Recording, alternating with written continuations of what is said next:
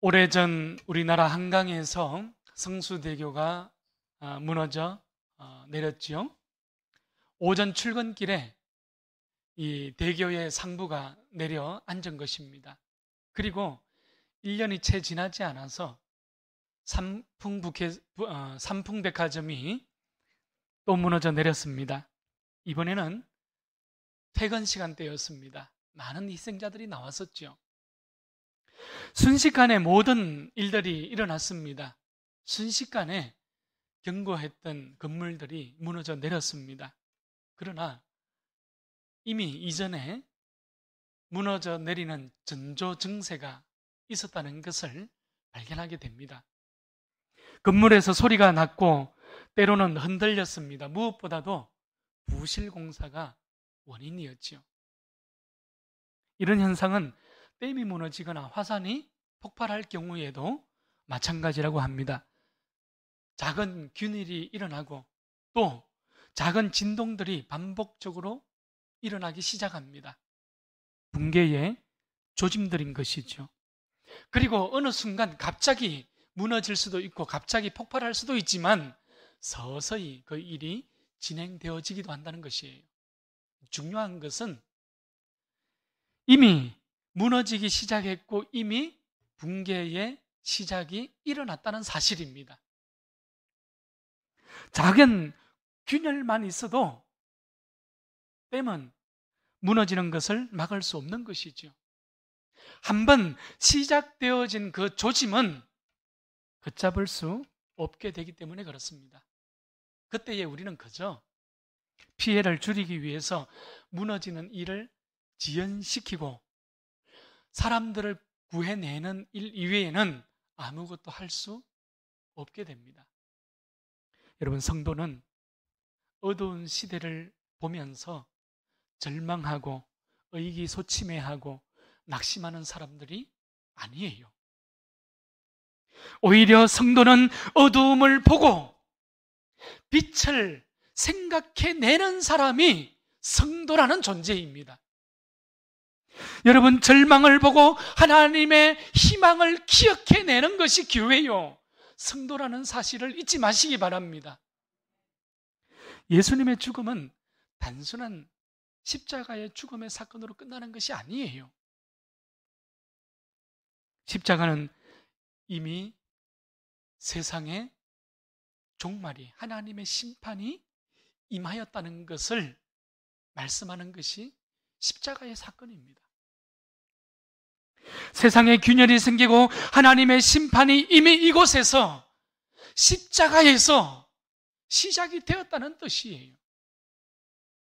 그러니 우리는 한 사람이라도 더 안전하게 대피할 수 있도록 구원하는 일 이외에는 할 수 있는 일이 없다는 것을 우리는 십자가로부터 발견해낼 수 있게 되는 것이죠. 여러분, 사선절 다섯째 주일 주님 앞에서 예배드리며 이 세상의 것에 우리의 마음을 빼앗기지 않을 수 있기를 바랍니다. 우리의 믿음을 그래서 견고히 해야 할 이유가 십자가로부터 또다시 출발되어지는 거예요. 우리는 깨어서 믿음의 등불을 밝힐 수 있어야 합니다.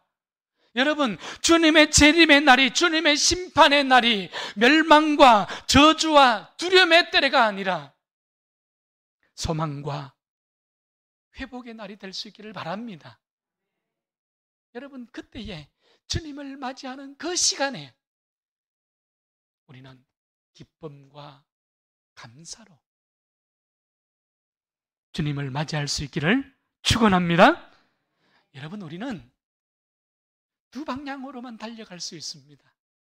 하나는 하나님을 향하여서 달려가는 것입니다. 아니면 하나님을 등지고 하나님으로부터 멀리 도망가든지, 이 두 가지 길뿐이라는 사실을 우리는 잊지 말아야 합니다. 내가 오늘 누구와 함께 걸어가고 있는가? 내가 오늘 무엇을 준비하며 살아가고 있는가? 여러분, 이 단순한 질문은 예수님께서 다시 재림하시는 그날 우리의 모든 것을 바꾸어 놓을 것이기 때문에 그렇습니다. 예수님께서 십자가를 향하여 걸어 올라가고 계십니다. 아이러니하게도 종교의 중심지요, 종교의 신앙의 요람이라고 불렸던 바로 그 예루살렘에서 예수님께서는 십자가를 지게 됩니다. 모순이죠. 앞뒤가 맞지 않는 부조화입니다. 예수님께서 십자가에 죽기 위해서 예루살렘으로 올라간 때는 유월절이 가까운 때였다고 성경은 우리에게 말씀하고 있어요.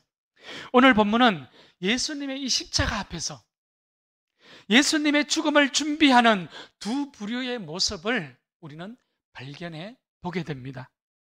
먼저는 대제사장과 서기관들과 유다의 모습이죠. 하나님을 섬긴다 하였던 제사장들과 서기관들, 여러분 그들은 십자가를 앞두고 인류 구원의 그 놀라운 사건을 앞두고 예수님을 죽이고자 모의하고 있습니다. 오늘 2절 말씀을 보면 예수를 무슨 방도로 죽일까 궁리하였다, 이렇게 기록하고 있죠. 누가는 이들이 하나님을 두려워하지 않았다, 사람을 두려워하며 살아갔다고 우리에게 전하고 있습니다. 여러분, 그러나 결정적인 이유는 3절에 나오고 있어요. 오늘 3절 말씀을 보면 12 중에 하나인 가룟인이라 부르는 유다에게 사탄이 들어간지라. 여러분, 예수님은 경제, 문화, 교육의 중심지인 예루살렘에서, 종교의 메카로 불리는 예루살렘에서, 그것도 12 제자 가운데의 한 제자로부터 배신당하고 있는 것입니다. 철저한 배반이죠. 우리는 여기서 중요한 사실을 깨닫게 되는데, 하나님께서 그 마음에 합한 한 사람을 찾기 위하여 늘 애쓰시고 계시는 것처럼, 여러분, 사탄도, 이 마귀라는 이 나쁜 녀석들도 그러하다는 사실을 우리는 보게 됩니다. 호시탄탄 기회를 노리고 있는 거예요. 우리에게 주어진 길은 내가 선한 도구로 쓰임받을 것인가, 아니면 악한 도구로 쓰임받을 것인가 뿐이죠. 우리는 하나님 앞에 하나님의 거룩한 도구로 쓰임받을 것인가, 아니면 사탄의 악한 도구가 될 것인가, 오직 두 가지 길뿐이라는 것을 우리는 보게 됩니다. 우리는 빛으로 살아가든지 아니면 어두움으로 살아가든지 두 가지의 길뿐이라는 사실을 우리는 보게 되는 것이죠. 여러분, 다른 길은 없습니다. 오늘 예배드리는 우리 모두가 하나님께 사로잡힌 선한 도구로 빛의 삶으로 일어날 수 있기를 주의 이름으로 축원합니다. 예수님을 죽이기 위해서 모의하였던 사람들은 바리새인과 제사장과 서기관들이었어요. 그런데 제자 유다에게 사탄이 들어갔습니다. 여러분, 하나님도 사탄도 유다의 마음속에 마음대로 들어갈 수 없다는 것은 진리이지요. 유다가 자신의 마음의 문을 스스로 열지 아니하면 하나님도 들어갈 수 없고 사탄도 들어갈 수 없습니다. 요한계시록 3장 20절 말씀이지요.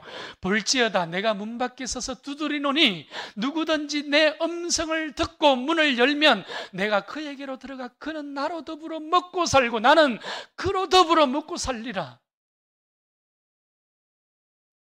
오늘 지금 나오는 이 작품은 영국 윌리엄 홀먼 헌터가 1853년에 세상의 빛이라는 제목으로 그렸던 성화입니다. 문 밖에 서서 등불을 들고 문을 두드리고 계시는 예수님의 모습을 아주 상세하게 세밀하게 표현한 작품이기도 하죠. 자, 그런데 이 문은 어떻습니까? 바깥에서는 문을 열 수 없도록 표현하였습니다. 문 손잡이가 없는 거예요. 오로지 안에서만 문을 열 수 있습니다. 여러분, 무슨 말입니까? 세상의 빛으로 오신 예수님의 초대, 예수님의 그 초청에 응답해야 할 것은 나 스스로, 나 자신의 몫이라는 것을 헌터는 성화로서 표현하고 있었던 것입니다. 그러한 메시지를 전하고 있는 것이죠. 여러분, 제사장들은 어떤 사람들이었습니까? 서기관들, 유다는 어떤 부류였습니까? 하나님을 잘 섬긴다고, 하나님을 잘 따른다고 자부했던 무리들이었지 않겠습니까? 그러나 결국 그들은 하나님이 아닌 세상을, 사람을 두려워하는 삶을 살았던 것입니다. 예수님을 십자가에 못 박는 이래 이들이 배신의 아이콘이 된 것이에요. 오늘 이 시간 예수께서 내 마음을 두드리고 계시는 바로 그 노크의 소리를 외면하지 않기를 바랍니다. 세상에 비치신 주님을 내 인생 한가운데에 생명의 빛으로 영접하는 우리 모두가 될 수 있기를 축복합니다. 오늘 십자가 앞에서 죽음을 준비하는 또 다른 부류가 본문에 기록되어지고 있어요. 예수님과 베드로와 요한의 모습이죠. 6월절이 가까이 왔습니다. 6월절은 유대인들 가운데에 3대 명절 가운데 하나였던 매우 중요한 명절입니다. 모세가 출애굽의 마지막 10번째 재앙이었죠. 애굽의 바로의 장자로부터 가축들에 이르기까지 모든 장자들이 다 죽임을 당하는 그런 사건이었습니다. 그러나 이스라엘 백성들은 하나님의 말씀에 따라서 그들은 어린 양을 잡아 문설주에 어린 양의 피를 바르지 않습니까? 그날 밤에 죽음의 저주가 엄습해 왔습니다. 죽음의 저주가 여러분 어떠했습니까? 온 애굽 땅에 죽음의 통곡 소리로 물들였지만 어린 양의 피를 문설주에 바른 그 가정마다 패스 했지 않습니까? 예, 패스 오버 했다고 그러죠. 그죠? 예, 이것이 유월이라는 얘기예요. 넘을 유자에 넘을 월자입니다. 죽음의 저주가 어린 양의 피를 보고 죽음의 저주가 하나님의 말씀 앞에 순종하는 그 순종을 보고 여러분 지나갔다 넘어갔다 이것이 유월절이라는 것입니다. 이 저주의 밤에 이스라엘 백성들은 급히 애굽을 떠나야만 했기 때문에 그들은 마지막 식사 때에 누룩을 넣지 않은 빵, 누룩을 넣지 않은 떡을 그들은 급하게 먹고 떠납니다. 누룩이 들어간 빵을 구워 먹을 수 있는 시간적인 여유가 없었던 것이지요. 누룩이 없는 떡, 그러니까 무교병을 먹겠다는 이 말입니다. 애굽에서 430년 동안의 노예 생활을 마지막으로 마감하는 이런 역사적인 날을 기념하는 절기가 유월절이라는 절기였어요. 그러니 유월절은 민족 해방의 기념절기였죠. 우리나라로 얘기하면 8.15 광복절과 같은 의미를 가집니다. 유월절을 위해서 지금도 유대인들은 치밀한 준비들을 한다고 합니다. 유월절이 다가오면 예루살렘을 향하여서 오고자 하는 수많은 순례자들이 그들이 위험할까 봐 다리의 난간을 보수하고 다리 위에 교각을 안전을 확인합니다. 그리고 또 무덤에서는 사람들이 실수로라도 그 무덤에 접촉할까 하여 흰석회를 바른다고 합니다. 회칠한 무덤이 여기서 나오는 거예요. 학교에서는 한 달 전부터 유월절의 이야기와 유월절이 가지고 있는 교훈들, 유월절의 의미에 대해서 교육하기 시작합니다. 다음 세대를 이렇게 세우는 것이지요. 유대인들은 지금도 평생의 유월절을 예루살렘에 가서 보내기를 그들은 하나님 앞에 기도하고 기도한다고 이야기합니다. 그만한 소망과 바람을 가지고 살아간다는 것이죠.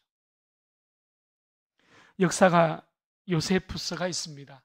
요세푸스는 유월절에 도살당한 어린 양들만 무려 26만 마리에 달한다고 기록을 하고 있어요. 그리고 예루살렘의 유월절을 지키기 위하여 모인 디아스포라지요, 그 순례자들이 무려 300만에 달한다고 역사가는 기록하고 있습니다. 우리 이 가까이 대구에 그 도시의 인구가 250만 명입니다. 그러니 여러분 300만이라는 것은 얼마나 많은 숫자가 유월절에, 그것도 예루살렘에 움집하여서 하나님을 예배하고자 애썼던지 우리는 볼 수 있는 대목이기도 합니다. 여러분, 예수님의 마지막 십자가의 길에, 예수님의 십자가의 길을 준비하는 이곳에 이처럼 엄청난 사람들이 모여들었던 것입니다. 예수님께서도 베드로와 요한을 보내지요. 유월절을 구체적으로 준비하게 하신 것입니다. 오늘 10절 말씀이죠. 이러시되 보라, 너희가 성내로 들어가면 물 한 동이를 가지고 가는 사람을 만나리니 그가 들어가는 집으로 따라 들어가서 거기서 준비하라는 것입니다. 베드로와 요한은 예수님의 말씀대로 순종하였어요. 말씀대로 성내에 들어갔고 말씀대로 물동이를 가진 사람을 만났습니다. 말씀대로 유월절 만찬을 나눌 방을 구했습니다. 그리고 말씀대로 예수님의 유월절을 철저하게 준비할 수 있었던 거예요. 말씀대로 이 모든 것들이 이루어졌습니다. 베드로와 요한은 여러분 어찌 보면 지극히 평범한 심부름을 지금 하고 있는 것이 아닙니까? 그런데 이 지극히 평범하다고 인식되어지는 그 선생님 예수님의 심부름을 통하여서 베드로와 요한은 예수님의 최후의 만찬을 준비하고 있다는 사실이에요. 우리는 매일매일 살아가면서 우리의 일상이 지극히 평범한 일상을 살아가는 듯합니다. 그러나 누군가는 이 지극히 평범한 일상을 통하여서 사탄의 도구로 준비되어 예수님을 배반하게 됩니다. 그러나 또 누군가는 이 지극히 평범한 일상을 통하여서 예수님의 최후의 만찬을 준비하는 거룩한 도구로 쓰임받고 있다는 사실이지요. 오늘 말씀을 정리하고자 합니다. 여러분, 우리는 오직 두 방향으로만 달릴 수 있습니다. 하나님을 향하여 달리든지 아니면 하나님으로부터 도망가든지 두 길밖에 없습니다. 오직 두 길뿐입니다. 예수님께서는 무엇을 향하여 달려가셨습니까? 우리 주님은 십자가를 향하여 달려가셨지 않습니까? 죽음의 길이었죠. 예수님의 죽음이 귀하고 예수님의 십자가의 죽음이 우리의 구원이 되었지 않습니까? 너무너무 중요합니다. 그러나 여러분, 더 정확하게 표현하면 십자가는, 우리 예수님은 죽음이 아닌 삶의 방식을 향하여 달려갔다는 거예요. 이것이 십자가입니다. 십자가는 그래서 예수의 죽음을 이야기하고자 하는 것이 아니에요. 십자가는 삶의 방식을 얘기하고자 하는 것입니다. 예수님은 하나님을 사랑하고 하나님을 신뢰하기를 십자가 위에서조차 포기하지 않으셨던 것이죠. 하나님은 그 죽음의 자리에서도 하나님을 신뢰하는 것을 포기하지 않으셨던 거예요. 우리 예수님은 죽도록 하나님을 사랑하셨다는 것입니다. 우리 예수님은 죽음의 자리에서도 죽도록 하나님을 신뢰하기를 포기하지 않으셨다는 거예요. 예수님은 죽도록 하나님을 사랑하셨습니다. 동시에 예수님은 죽도록 나를 사랑하신 거예요.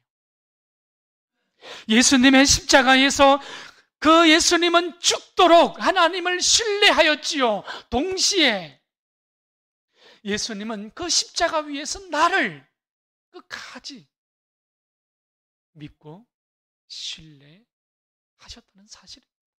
그것이 십자가예요. 이분이 우리 예수님이십니다.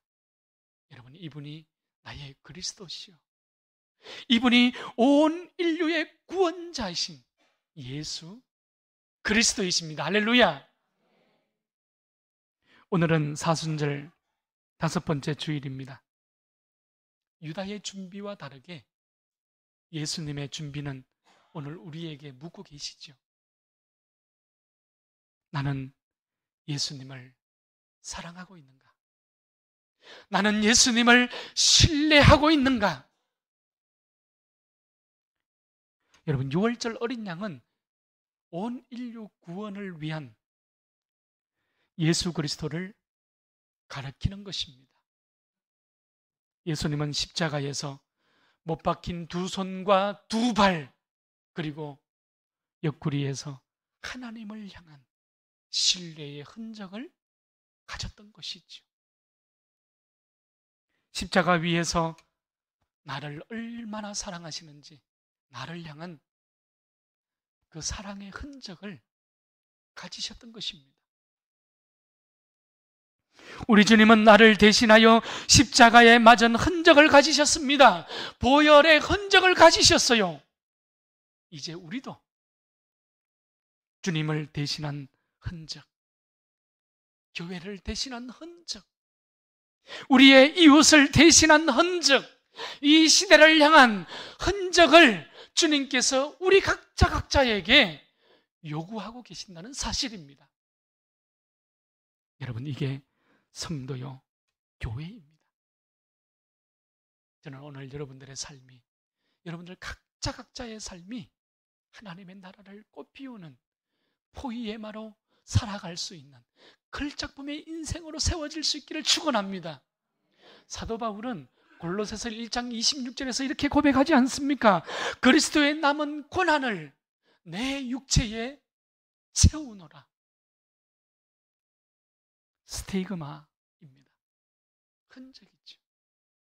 줄이고 목마르고 메맞고 헐벗고, 바울은 그러한 믿음의 길을 걸어갔던 거예요.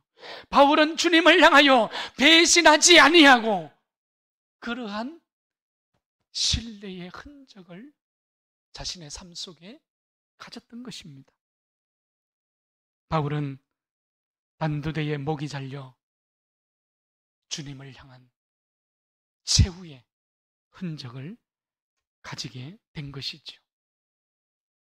이제 남은 것은 오늘 이곳에서 예배하는, 오늘 이곳에 서 있는